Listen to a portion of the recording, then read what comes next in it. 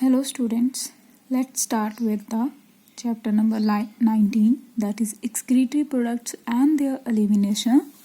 In this chapter we will discuss human excretory system, urine formation, function of the tubules, mechanism and concentration of filtrate, regulation of kidney function, micturition, role of the other organs in excretion, disorder of the excretory system.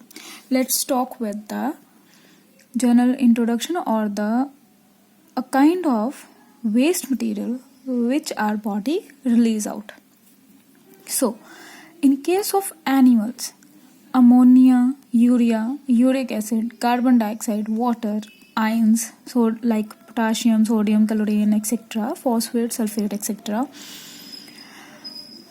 These all are formed metabolic activities. हमारी body में जितने भी reactions हो रहे हैं, जो भी खाना डाइजेस्ट हो रहा है, जो भी प्रोसेसेस हो रहे हैं, रेस्पिरेशन हो रही है एंड और भी बहुत सारे मेटाबॉलिक एक्टिविटीज़ हो रही हैं, उन सब में ये चीज़ें बनती हैं, जहाँ तो बनेंगी और जहाँ अगर हम एक्सेस में खा लेंगे.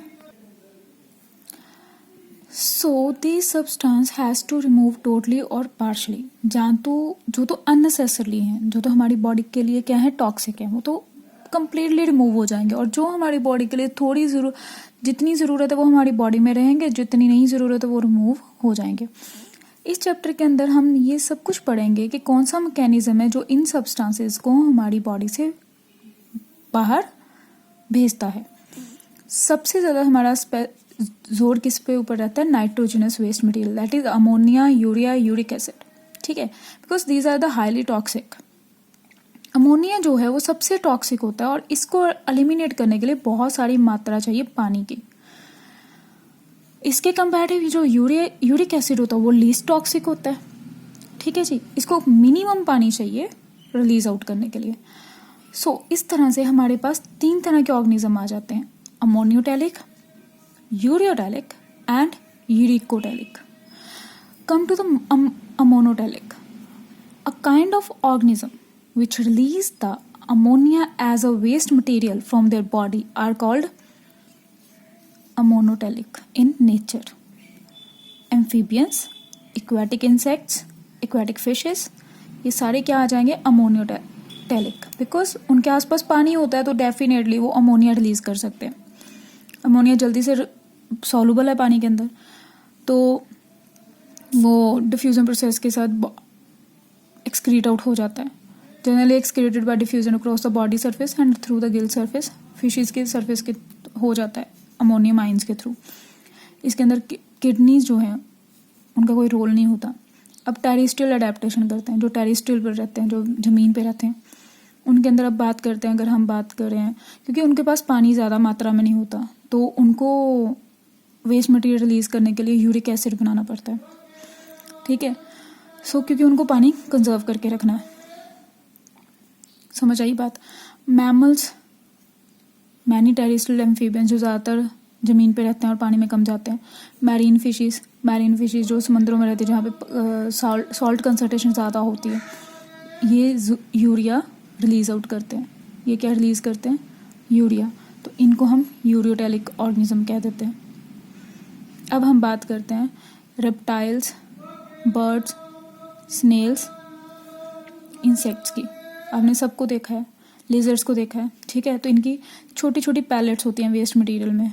तो वो पैलेट्स किसकी होती हैं, यूरिक एसिड की, क्योंकि इनको मिनिमम वाटर लॉस करना होता है, क्योंकि ये ज़्यादा आपको पानी के आसपास तो दिखते नहीं है, ये ज़्यादा कहाँ पानी पीते हैं. सो इनको लॉस ऑफ वाटर बहुत कम चाहिए, तो इसलिए ये इसको कन्वर्ट किस में कर देते हैं, यूरिक एसिड के अंदर. तो ये एनिमल्स को इसके अंदर आ जाते हैं, यूरिकोटैलिक एनिमल्स के अंदर. हम जब यूरियोटैलिक की बात कर रहे थे, ठीक है, जो अमोनिया प्रोड्यूस होता है बॉडी के अंदर मेटाबॉलिक एक्टिविटीज़ के अंदर, वो कन्वर्ट होता है लीवर के अंदर. वो कन्वर्ट होगा यूरिया में, किसके अंदर, लीवर के अंदर होता है बेटा. और बाद में ब्लड में रिलीज़ कर दिया जाता है जब वो कन्वर्ट हो जाता है, और ब्लड किडनी तक जाता है और किडनी उसको फिल्टर करती है. ठीक है जी, थोड़ी मात्रा में यूरिया किडनी अंदर रखती है, सम ऑफ अमाउंट. ठीक है, ताकि जो बॉडी का ऑस्मोलैरिटी है, पीएच, आयंस और सॉल्ट बैलेंस है, वो बना रहे. ठीक, आगे हम बात करते हैं कि कौन से ऑर्गन्स हैं जो अलग अलग एनिमल्स में काम करते हैं एक्सक्रीशन का। हम सबसे पहले बात करेंगे, देखिए क्योंकि हमने स्टार्टिंग चैप्टर करी है यहीं से, यूनिट 5 से। यूनिट 1 हमने अभी नहीं स्टार्ट करा था, तो मैं यहीं से आपको थोड़ा थोड़ा गाइडलाइंस दे दूँगी। वैसे आपने 9th स्टैंडर्ड के अंदर डाइवर्सिटी इन लिविंग वर्ल्ड पढ़ा है थोड़ा बहुत, तो शायद आपको आइडिया होना चाहिए उसके अकॉर्डिंग। देखो बेटा, सबसे पहले आ जाते हैं हमारे पास फ्लैट वॉर्म्स, ठीक है। तो जो फ्लैट वॉर्म्स होते हैं उनको प्लाटीहेलमिन्थेस के अंदर रखा जाता है। जैसे प्लानेरिया आपने 10th में देखा था, ठीक है, लीवर फ्लूक हो जाता है, तो इनके अंदर जो है फ्लेम सेल्स होते हैं, ये काम करते हैं उसका एक्सक्रीशन का, और फ्लेम सेल्स को प्रोटोनेफ्रीडिया भी कहते हैं। उसके बाद आ जाती बात एनालिड सिफेलोकॉर्डेट्स की, ठीक है। इनके अंदर नेफ्रीडिया होते हैं। क्या होते हैं? नेफ्रीडिया होते हैं। प्रोटोनेफ्रीडिया के बाद नेफ्रीडिया है। ये आयनिक और फ्लूइड वॉल्यूम ऑस्मोलैरिटी बनाने में हेल्प करते हैं, ऑस्मो रेगुलेशन में। नेफ्रीडिया होते कैसे हैं? ट्यूबुलर एक्सक्रीटरी स्ट्रक्चर्स हैं अर्थवॉर्म के अंदर और एनालिड्स के अंदर, ट्यूबुलर स्ट्रक्चर्स। अब nephridia nitrogenous waste, fluid maintain, ionic balance maintain करने में हेल्प करते हैं। उसके आगे इंसेक्ट्स आ जाते हैं, उनके अंदर मालपीजियन ट्यूब्यूल्स होती हैं, ठीक है।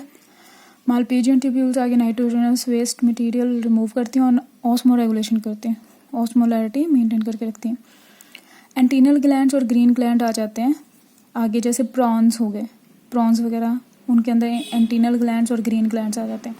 और जैसे अब आगे कॉम्प्लेक्स सिस्टम आ गया, जो कि मैमल्स आ गए, ठीक है, तो उनके अंदर किडनीज आ जाती हैं। आज के लिए हम यहीं तक पढ़ेंगे, कल हम ह्यूमन एक्सक्रीटरी सिस्टम स्टार्ट करते हैं।